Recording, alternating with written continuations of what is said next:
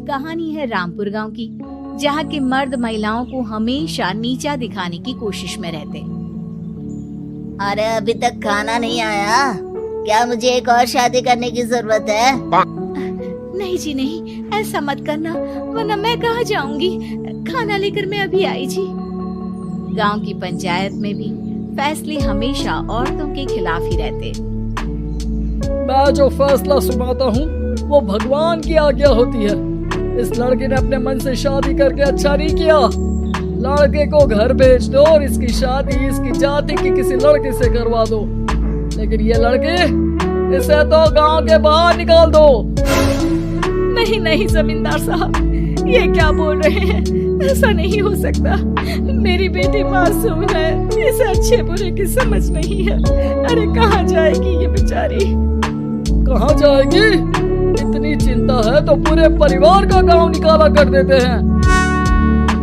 बेचारी, पूरे बसे बसाए परिवार को गांव छोड़ना पड़ता है। चाहे जो हो, अगर बेटियों को कंट्रोल नहीं कर सकते तो गांव में रहने का कोई मतलब नहीं है। यहाँ औरतों को दब कर रहना होगा। कोई भी अपने हिसाब से कुछ नहीं कर सकता, सब ईश्वर की मर्जी से ही होगा। तभी गांव का एक आदमी दौड़ा दौड़ा आता है। सरपंच साहब, जमींदार साहब, वो कालिया है ना, उसकी बेटी पढ़ने के लिए शहर जा रही है। अच्छा, ये कब हो गया? और कालिया की हिम्मत कैसे हो गई ऐसा करने की? लेकर आओ उसे और उसकी बेटी को। बस फिर क्या था, हाजिर हो जाते हैं कालिया और उसकी बेटी सरपंच के सामने। अरे कालिया, ये क्या सुनने में आ रहा है? बेटी को इंजीनियर बना रहा है तू? और ये बता, गांव में तो स्कूल नहीं है, फिर कहां से इतनी क्लास पास कर गई तेरी बेटी? राधा, जो कि कालिया की बेटी है, उसे लगता है कि सरपंच उसकी तारीफ कर रहे हैं। सरपंच जी, मैंने ऑनलाइन पढ़ाई की है, डिस्टेंस लर्निंग से। सभी में मैंने अच्छे नंबर पाए हैं, जिसे देखते हुए शहर की इंजीनियरिंग कॉलेज में मुझे स्कॉलरशिप मिली है। वाह जी वाह, क्या होती है ये? पहले तो ये बताओ, फिर आगे की बात करते हैं। पूरा गांव राधा की बात सुन रहा था और राधा बोलती जा रही थी। तो ऐसे मैं फ्री में एक अच्छी शिक्षा लेकर गांव में जो कुछ परेशानियां हैं, जैसे बिजली, पानी और इंटरनेट जैसी समस्याओं के लिए काम करूंगी। मैं गांव को शहर से जोड़ने के लिए पुल का निर्माण करवाने का प्रस्ताव रखूंगी। मुझे पूरी उम्मीद है कि जल्द ही हमारा गांव भी तरक्की की राह पर चल पड़ेगा। राधा की बात सुनकर सारे गांव वाले ताली बजाने लगते हैं। सरपंच को समझ नहीं आता कि वो क्या करे। चुप रह नादान लड़की, गांव के खिलाफ जाने के लिए तुझे गांव से बेदखल कर दिया जाएगा, वो भी पूरे परिवार के साथ। और हाँ, अगर ठीक से गांव में रहना चाहती है तो ये पढ़ाई लिखाई छोड़ दे। हम तेरे लिए गांव का कोई होनहार लड़का देखेंगे। तभी गांव का एक आदमी बोल पड़ता है।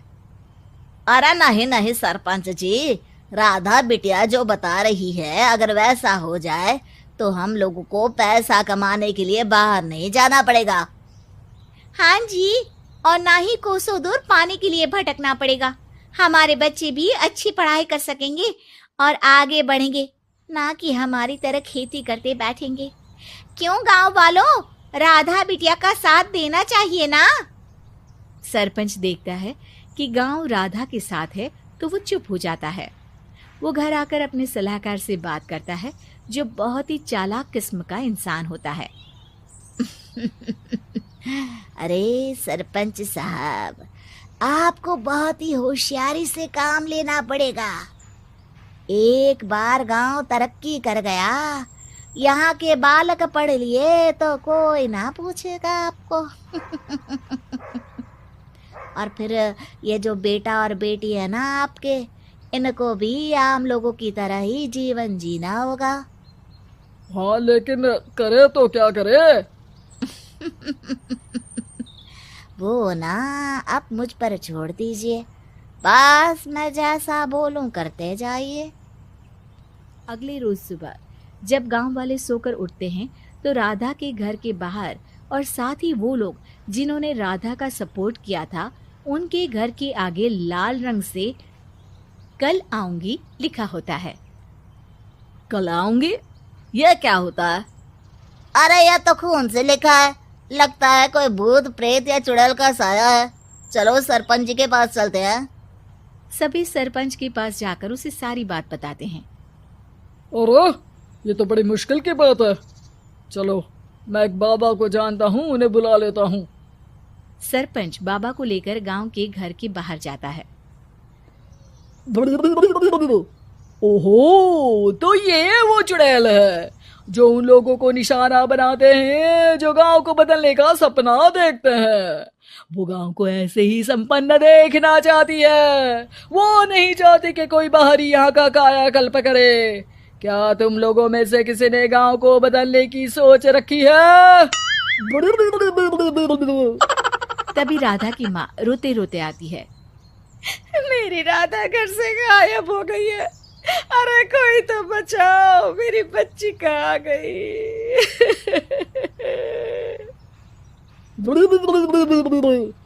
ले गई वो चुड़ैल, तेरी बच्ची को ले गई। अब वो उसे श्रापित करके छोड़ेगी, उस पर चुड़ैल का साया हो जाएगा। तभी बुरी सी हालत में राधा भी वहां आ जाती है। उसके बाल चुड़ैल की तरह फैले होते हैं और कपड़ों में खून लगा होता है। सभी राधा को देखकर डर जाते हैं। माँ, पता नहीं मुझे कौन उठा कर ले गया था। अरे दूर दूर हो जा चुड़ैल, अब हम लोग इस गांव में नहीं रुकेंगे। अरे कैसी बातें कर रहे हैं आप?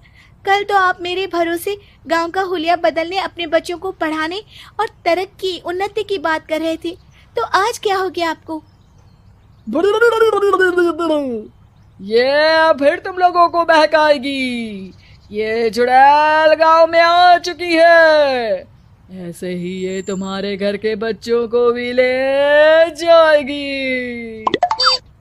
गांव वाले राधा को गांव से बाहर निकाल देते हैं। उसके माँ बाप रोते रहते हैं, लेकिन गांव वाले नहीं मानते। मैं भी अपनी बहन के साथ गांव के बाहर रहूंगा, लेकिन वो पढ़ाई नहीं छोड़ेगी। वहीं सरपंच के घर पर सलाहकार कहता है।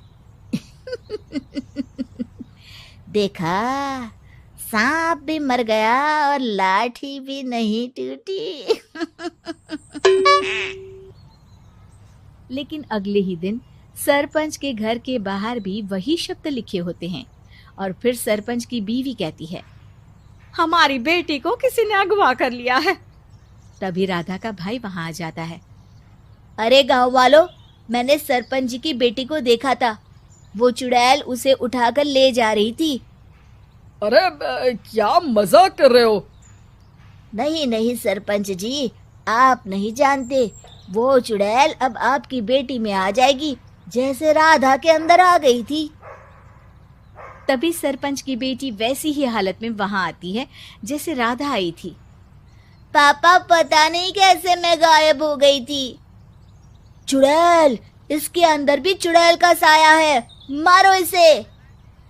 अरे नहीं नहीं, इसे भी राधा के पास गांव के बाहर ही भेज दो। अरे चुप रहो, मेरी बेटी कहीं नहीं जाएगी और चुड़ैल बुड़ैल कुछ नहीं होता है। अरे कैसे बात कर रहे हो सरपंच जी? आप तो बोल रहे थे कि आपका फैसला भगवान का ज्ञान होता है, तो अपने पर बात आई तो अब आप ऐसे बोल रहे हैं। अरे ना ना ना, आपको अपनी बेटी को त्यागना ही होगा। अरे बुलाओ बाबा को। राधा का भाई बाबा को ले आता है, जिसे अब गांव वालों के डर के कारण सच बोलना पड़ता है। मैं कोई बाबा नहीं हूँ, मैं तो मोची था। ये सलाहकार महोदय ने मुझे कहा था एक्टिंग करने को। अब वो मुझे पैसे देने वाले हैं। अब मुझे माफ कर दो। गलती हो गई, मुझे माफ कर दो। तभी वहां राधा आ जाती है। देखा सरपंच जी, जब गांव के बच्चे साक्षर होंगे तो आप जैसे लोगों की चालाकी नहीं चलेगी।